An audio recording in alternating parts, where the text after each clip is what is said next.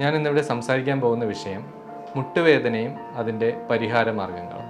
വാതരോഗങ്ങൾ നമ്മൾ സാധാരണ ആമവാദം, സന്ധിവാദം, പിന്നെ യൂറിക് ആസിഡ് അങ്ങനെയുള്ള അല്ലെങ്കിൽ ചിലപ്പോൾ ഉണ്ടാകുന്ന പനി, ചിക്കൻ ഗുനിയ അങ്ങനെ പോലുള്ള വാദങ്ങൾ അവസാനം മുട്ട് തേയ്മാനത്തിലേക്ക് മാറും. എന്തൊക്കെയാണ് മുട്ട് തേയ്മാനത്തിൻ്റെ ലക്ഷണങ്ങൾ? സ്റ്റെപ്പ് കയറുമ്പോൾ അല്ലെങ്കിൽ നിലത്തിരിക്കാൻ, നമ്മൾ നിലത്ത് എന്തെങ്കിലും ഇന്ത്യൻ ക്ലോസറ്റ് ആയാലും അല്ലെങ്കിൽ നമുക്ക് എന്തെങ്കിലും പ്രാർത്ഥന അങ്ങനെ എന്തെങ്കിലും നിലത്തിരിക്കേണ്ട സ്ഥിതി വരുമ്പോൾ എഴുന്നേൽക്കുമ്പോഴുള്ള വേദന. അത് കഴിഞ്ഞ് നമ്മൾ കുനിഞ്ഞ് ചെയ്യുന്ന, അതായത് വെയിറ്റ് എടുക്കേണ്ടി വരുന്ന ജോലികൾ ചെയ്യുമ്പോൾ ചെറിയ ചെറിയ വേദന, അല്ലെങ്കിൽ കുറേ ദൂരം നടന്നതിന് ശേഷം നമ്മൾ പിന്നെ വരുമ്പോഴത്തേക്ക് ഉണ്ടാകുന്ന വേദന.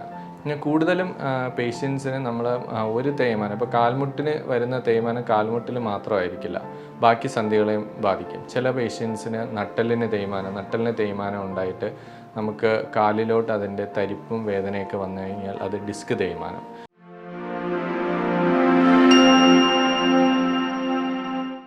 നമസ്കാരം, എൻ്റെ പേര് ഡോക്ടർ പ്രശാന്ത് J S. ഞാൻ കോഴിക്കോട് ഫാത്തിമ ഹോസ്പിറ്റലിലെ consultant trauma replacement and arthroscopy സർജനാണ്. ഞാൻ ഇന്നിവിടെ സംസാരിക്കാൻ പോകുന്ന വിഷയം മുട്ടുവേദനയും അതിൻ്റെ പരിഹാര മാർഗങ്ങളും. മുട്ടുവേദന നമ്മുടെ ശരീരത്തിലെ ഒരു വലിയ സന്ധിയാണ്. തുടയെല്ലും താഴത്തെ കാലിലെ എല്ലും ചേർന്നുണ്ടാവുന്ന ഒരു സന്ധി. അതിൻ്റെ മുന്നിലായി ഒരു ചിരട്ടയെല്ലും കാണപ്പെടുന്നു. തുടയെല്ലിനും നമ്മുടെ താഴെയുള്ള കാലിലെ എല്ലിനും ഇടയ്ക്ക് ഒരു തരുണാസ്ഥിയുണ്ട്. അതിനെ നമ്മൾ കാർട്ടിലേജ് എന്ന് പറയും. ഇത് എല്ലാം കൂടെ ചേർന്നതാണ് മുട്ട്, അതായത് കാൽമുട്ട്. അപ്പോൾ എന്താണ് മുട്ട് തേയ്മാനം? മുട്ട് തേയ്മാനം എന്ന് വെച്ചാൽ നമ്മുടെ ഈ തുടയെല്ലിലും കാലിന് ഇടയിലുള്ള തരുണാസ്ഥി തേഞ്ഞു പോകുന്നതിനാണ് സാധാരണ നമ്മൾ മുട്ട് തേയ്മാനം എന്ന് പറയുന്നത്. ഇതിൻ്റെ പ്രധാന കാരണങ്ങൾ ഏറ്റവും കൂടുതലായി കാണുന്നത്, നമ്മളൊരു 10 പേരിൽ 3 പേർക്ക് സാധാരണ 50 വയസ്സ് കഴിഞ്ഞാൽ മുട്ട് തേയ്മാനം കാണാറുണ്ട്. അപ്പോൾ പ്രായമാണ് മുട്ട് തേയ്മാനത്തിൻ്റെ ഏറ്റവും വലിയ കാരണം. 2, ചെറുപ്പകാലത്തൊക്കെ ഉണ്ടാകുന്ന പരിക്കുകൾ, അതിൽ നമ്മുടെ കാർട്ടിലേജ് അല്ലെങ്കിൽ തരുണാസ്ഥിയിലോ മുട്ടിനകത്തുള്ള ലിഗമെൻറ്റുകൾക്കോ മുട്ടിലെ വാഷറായ മെനിസ്കസിനോ ഉണ്ടാകുന്ന പരിക്കുകൾ അവസാനം മുട്ട് തേയ്മാനത്തിന് കാരണമാകാം. പിന്നെ ഒന്ന് ഇൻഫെക്ഷൻ. നമുക്ക് മുട്ടിൽ എന്തെങ്കിലും അണുബാധ ഉണ്ടായിക്കഴിഞ്ഞാൽ അത് കാലക്രമേണ അണുബാധ പോയാലും നമ്മുടെ തരുണാസ്ഥി ദ്രവിച്ചു പോവുകയും അത് തേയ്മാനത്തിലോട്ട് മാറുകയും ചെയ്യുന്നു.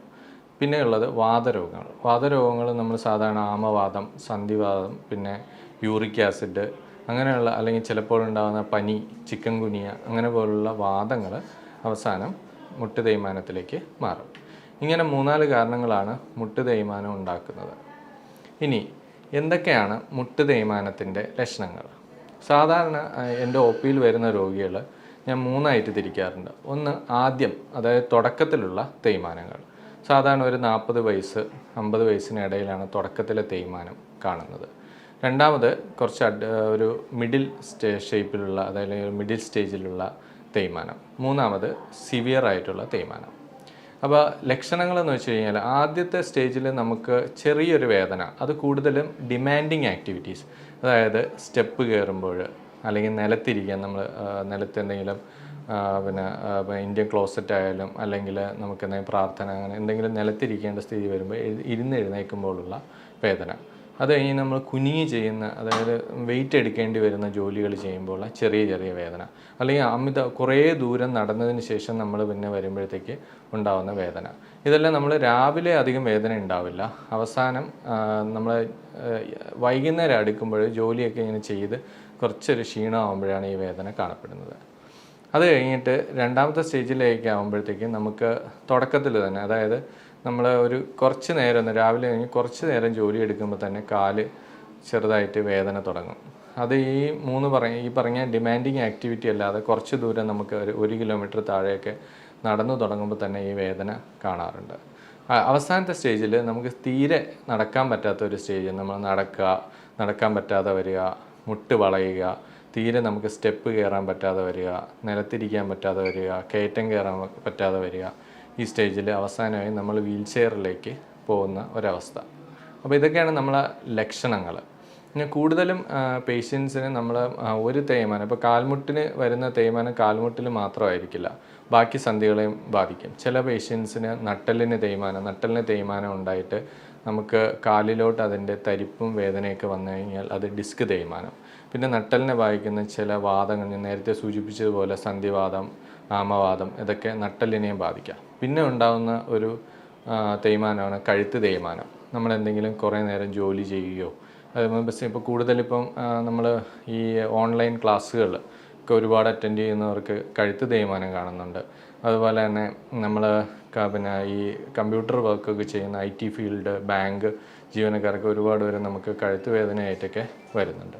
പിന്നെ നമ്മൾ ഇടുപ്പ് വേദനയും നമ്മളിപ്പം കൂടുതൽ ഇപ്പോൾ ഈ കൊറോണയ്ക്ക് ശേഷം അല്ലെങ്കിൽ നമ്മൾ വാക്സിൻ അസോസിയേറ്റഡ് ആയിട്ട് ചെറിയ ജോയിൻറ്റ് ആർത്രാൾജി, അതായത് ജോയിൻറ്റിൽ ചെറിയ നീര് വേദന ഒക്കെ ഇപ്പോൾ കാണുന്നുണ്ട്. അതുപോലെ തന്നെ നമ്മളെ ഹിപ്പിൻ്റെ ബോണിലോട്ടുള്ള രക്തോട്ടം കുറഞ്ഞിട്ടുള്ള AVN, അതായത് വാസ്കുലർ നെക്രോസിസ് കാണുന്നുണ്ട്. അങ്ങനെ പല രോഗങ്ങളും ഇപ്പം മുട്ടുവേദനയോട് അനുബന്ധിച്ച് കാണുന്നുണ്ട്. പിന്നെ നമ്മൾ ശ്രദ്ധിക്കേണ്ട കാര്യം, ചില ആൾക്കാർക്ക് ഇടുപ്പല് വേദനയുടെ തുടക്കം മുട്ടിലായിരിക്കും. അങ്ങനെ ചില കേസുകൾ കാണുന്നുണ്ട്. പിന്നെ മുട്ടുവേദനയും അതേപോലെ തന്നെ ഡിസ്കിലെ വേദന രണ്ടും അസോസിയേറ്റ് ചെയ്തും കാണാറുണ്ട്. ഇത് നമ്മുടെ തുടയെല്ലാണ്. ഇതാണ് നമ്മുടെ കാലിലെ എല്ല്. കാലിൽ നമുക്ക് 2 അസ്ഥികളുണ്ട്. അത് ജോയിൻ്റ് ഉണ്ടാക്കുന്ന ഒരു അസ്ഥി ടിബിയ എന്ന് പറയും, തുടയെല്ല് ഫീമർ എന്ന് പറയും. പിന്നെ ഉള്ളത് ചിരട്ടയെല്ല്. ഇത് 3 കൂടെ ചേർന്നിട്ടാണ് ജോയിൻ്റ് ഉണ്ടാകുന്നത്.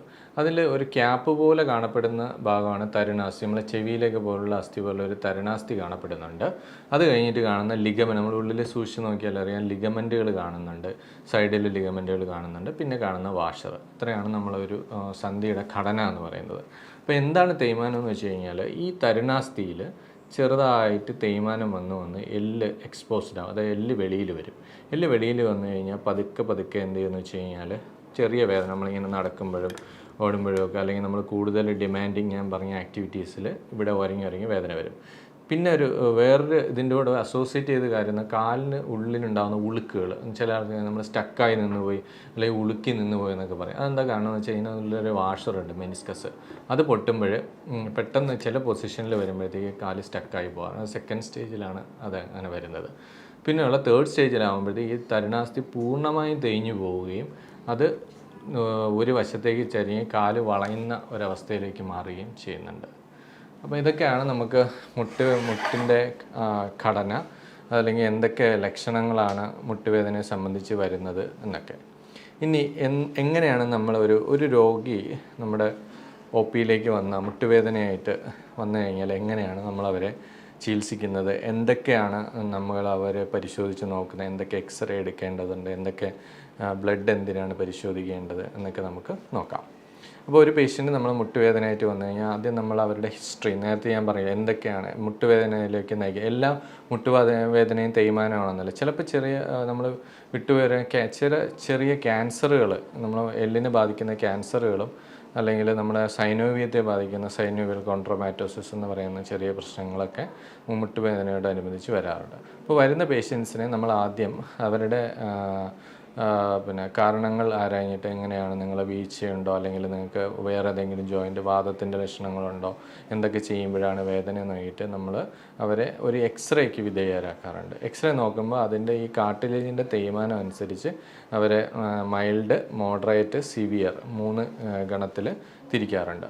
പിന്നെ നമ്മൾ നോക്കുകയെന്ന് വെച്ച് കഴിഞ്ഞാൽ ഈ പറയുന്ന കണക്ക് ഈ വാദസംബന്ധമായ യൂറിക് ആസിഡ് അല്ലെങ്കിൽ ആമവാദത്തിൻ്റെ ടെസ്റ്റുകൾ, അല്ലെങ്കിൽ നമ്മൾ ചില തൈറോയിഡ്, അങ്ങനെയുള്ള കുറച്ച് ടെസ്റ്റുകളുണ്ട്, അതിന് വിധേയമാക്കും. എന്നിട്ട് അതിൻ്റെ മൂലകാരണം നമ്മൾ മനസ്സിലാക്കിയതിന് ശേഷം പേഷ്യൻറ്റിനെ അടുത്ത ട്രീറ്റ്മെൻറ്റിലേക്ക് പോകാറുണ്ട്. ചില പേഷ്യൻസിന് ഈ വാഷർ, അതായത് ഉള്ളിലുള്ള വാഷർ ഇവിടെ ഉളുക്കുന്ന സന്ദർഭങ്ങളിൽ ചിലപ്പോൾ നമ്മൾ MRIയും ചെയ്യേണ്ടി വരാറുണ്ട്. അല്ലെങ്കിൽ നമുക്ക് ചില കേസുകളിൽ നമുക്ക് എക്സ്റേയിൽ എല്ലാ ഫൈൻഡിങ്ങും കിട്ടില്ല. അപ്പോൾ ലിഗമെൻറ്റിനോ അല്ലെങ്കിൽ നമുക്ക് കാർട്ടിലേജ് അല്ല എന്തെങ്കിലും ഇഞ്ചുറി ഉണ്ടോ എന്നൊക്കെ നോക്കാൻ വേണ്ടിയിട്ട് MRIയും ചെയ്യേണ്ടി വരാറുണ്ട്. അപ്പം ആദ്യ സ്റ്റേജ്, തുടക്കത്തിലുള്ള തേയ്മാനം എപ്പോഴും നമുക്ക് സർജറിയോ അങ്ങനെ അതിൻ്റെ ഒന്നും ആവശ്യമില്ല. നമ്മൾ അവരെ ചികിത്സിക്കുക, ഒന്ന് ജീവിതശൈലി മാറ്റുക. അതായത് പ്രായമാകുമ്പോഴാണ് കൂടുതൽ ഒരു 80% ആൾക്കാരും പ്രായമാകുമ്പോഴാണ് തേയ്മാനം വരുന്നത്. ജീവിതശൈലി എന്ന് പറഞ്ഞാൽ ഹൈ ഡിമാൻഡിങ് ആക്ടിവിറ്റീസ് ഒഴിവാക്കുക. അതായത് നിലത്തിരിക്കുന്നത്, ഒഴിവാക്കുക, സ്റ്റെപ്പ് കയറുന്നത് എത്രയും നമുക്ക് കുറയ്ക്കാൻ പറ്റുമോ അത്രയും കുറയ്ക്കുക. അതേപോലെ തന്നെ കുനിങ്ങി ചെയ്യുന്ന ജോലിയൊക്കെ ചെയ്യുമ്പോൾ നമ്മുടെ വെയ്റ്റിൻ്റെ 5 ഇരട്ടി വെയിറ്റ് മുട്ടിനും 6 ഇരട്ടി വെയിറ്റിന് ഊരിക്കും വരും. അപ്പം അങ്ങനെയുള്ള കാര്യങ്ങൾ നമുക്ക് എത്രയും കുറച്ച് വയ്ക്കാൻ പറ്റുമോ അത്രയും കുറച്ച് വയ്ക്കുക. 2, ശരീരഭാരം കുറയ്ക്കുക. നമ്മളെന്തെങ്കിലും ചെറിയ എക്സസൈസുകളും പിന്നെ നമ്മുടെ ഡയറ്റ് നമ്മൾ ഒരുപാട് ഓയിലി ആയിട്ടുള്ളതും അന്നജം അടങ്ങിയതും ഫാറ്റി ഫുഡൊക്കെ ഒഴിവാക്കി ജങ്ക് ഫുഡൊക്കെ ഒഴിവാക്കി നമ്മളെ വെയിറ്റ് കുറച്ച് വയ്ക്കുക എന്നാണ് രണ്ടാമത്തെ കാര്യം. 3, മരുന്നുകൾ. നമ്മൾ ഈ മുട്ടുവേദന എപ്പോഴും ഇങ്ങനെ മഴ പോലെ വന്നു പോകുന്നത്. ആദ്യത്തെ തുടക്ക സ്റ്റേജിൽ കുറച്ച് നാൾ നമ്മൾ സ്ട്രെയിൻ ചെയ്യുമ്പോൾ വേദന ഉണ്ടാവും, റെസ്റ്റ് എടുക്കുമ്പോൾ കുറയും, പിന്നെയും സ്ട്രെയിൻ ചെയ്യുമ്പോൾ അങ്ങനെ അതിൻ്റെ ഇൻ്റർവൽ ഇങ്ങനെ കുറഞ്ഞു വന്നിട്ടാണ് നമ്മളതൊരു നിരന്തരമായ വേദനയായി മാറുന്നത്.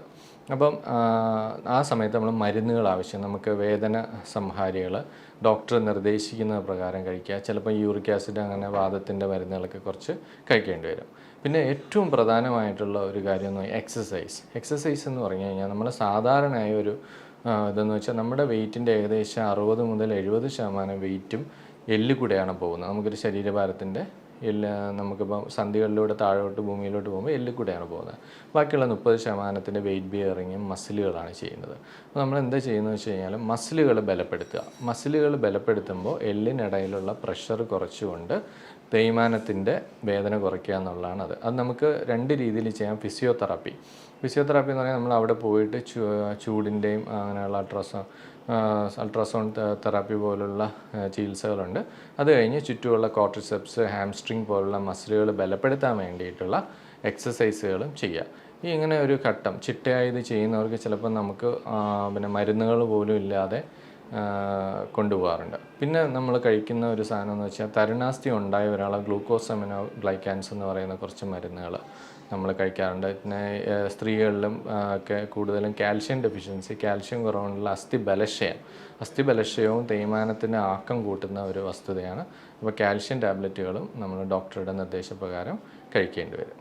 ഇനി നമുക്കിപ്പോൾ തേയ്മാനത്തിന് തീരെ നമുക്ക് നടക്കാൻ പറ്റാത്ത ഒരു അവസ്ഥ വരിക, അല്ലെങ്കിൽ കാൽമുട്ട് അമിതമായിട്ട് വളഞ്ഞു പോവുക, അല്ലെങ്കിൽ നമ്മൾ ഡെയിലി ആക്ടിവിറ്റീസ് നമുക്ക് നമ്മുടെ സ്വന്തം കാര്യങ്ങൾ ചെയ്യാനുള്ള ബുദ്ധിമുട്ട് കൂടി വരിക, അല്ലെങ്കിൽ നമുക്ക് പിന്നെ വേദന രാത്രിക്കിടെ റെസ്റ്റ് എടുക്കുമ്പോൾ പോലും വേദന വരിക എന്നുള്ള അവസ്ഥയിൽ നമുക്ക് എന്ത് മരുന്ന് തന്നാലും അല്ലെങ്കിൽ നമ്മൾ എക്സസൈസുകളൊന്നും ചെയ്യാൻ പറ്റാത്ത ഒരവസ്ഥയിലേക്ക് മാറും.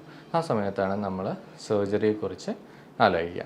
അപ്പം മുട്ട് മാറ്റിവയ്ക്കൽ ശസ്ത്രക്രിയ എന്ന് പറഞ്ഞാൽ നമുക്കിപ്പോൾ ഒരുപാട് പിന്നെ കിംവദന്തികളും അല്ലെങ്കിൽ ഒരുപാട് പേഷ്യൻസിനെ അയ്യോ മുട്ട് മുഴുവനായിട്ട് അങ്ങ് മുറിച്ച് കളയോ എന്നൊക്കെ ചില പേഷ്യൻസ് വന്ന് നമ്മുടെ അടുത്ത് ചോദിക്കാറുണ്ട്.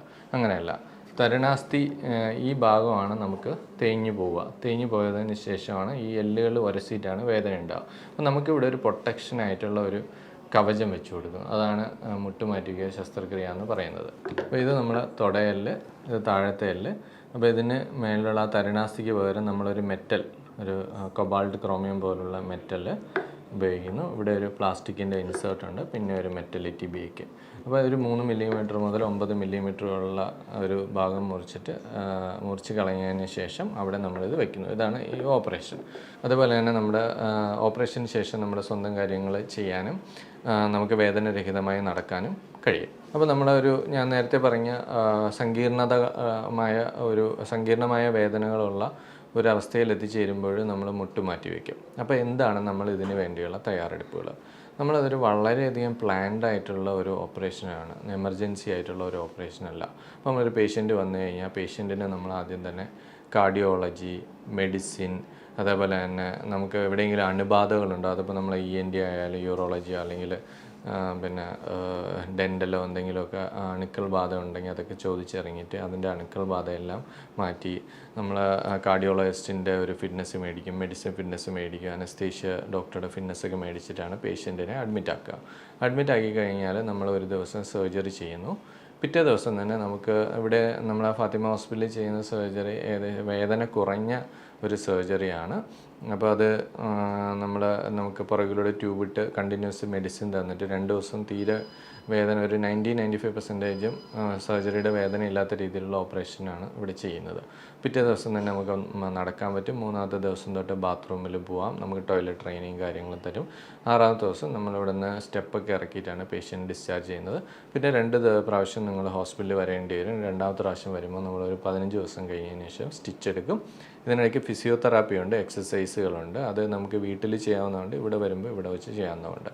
പിന്നെ വേറെ കുറേ സംശയങ്ങൾ നമ്മൾ ഇതിലിടുന്ന പിന്നെ എത്ര നാൾ നിലനിൽക്കും എന്നൊക്കെയാണ്. സാധാരണ നമ്മളൊരു 10 മുതൽ 15 വർഷം, ചിലപ്പോൾ 20 വർഷം വരെ ചില പേഷ്യൻസിന് കിട്ടാറുണ്ട്. ഓരോരുത്തരുടെ ഉപയോഗം അനുസരിച്ചിരിക്കും. സാധാരണ നമ്മൾ ഉപയോഗിക്കുന്ന അമേരിക്കൻ, ജർമ്മൻ മെയ്ഡ് സാധനം, പിന്നെ ഇംഗ്ലണ്ട് അവിടെ നിന്നൊക്കെ വിദേശ നിർമ്മിതമായ ഇതാണ് നമ്മളിവിടെ മുട്ട് മാറ്റി വയ്ക്കാൻ വേണ്ടി ഉപയോഗിക്കുന്നത്. പിന്നെ അവസാന സ്റ്റേജിൽ നമ്മൾ 1 മാസം കഴിഞ്ഞതിന് ശേഷം മുറിവെല്ലാം ഉണങ്ങി നല്ലോണം എക്സസൈസൊക്കെ ചെയ്ത് ഒരു 3 മാസം വരെ നമ്മൾ ഫോളോ അപ്പിന് വരാൻ പറയാറുണ്ട്. അത് കഴിഞ്ഞാൽ സ്വന്തം ജീവിതത്തിലേക്ക് തിരിച്ചു പോവാം. അപ്പോൾ ഇതാണ് മുട്ടുവേദനയെക്കുറിച്ച് എനിക്ക് പറയാനുള്ളത്. അപ്പോൾ നിങ്ങൾക്ക് എന്തെങ്കിലും സംശയങ്ങളുണ്ടെങ്കിൽ താഴെയുള്ള കമൻറ്റ് ബോക്സിൽ കമൻറ്റ് ചെയ്യുക. സമയം അനുസരിച്ച് ഞാൻ അതിന് റിപ്ലൈ ചെയ്യുന്നതായിരിക്കും. ഇനി മറ്റൊരു വിഷയവുമായി അടുത്ത പ്രാവശ്യം കാണാം. നമസ്കാരം.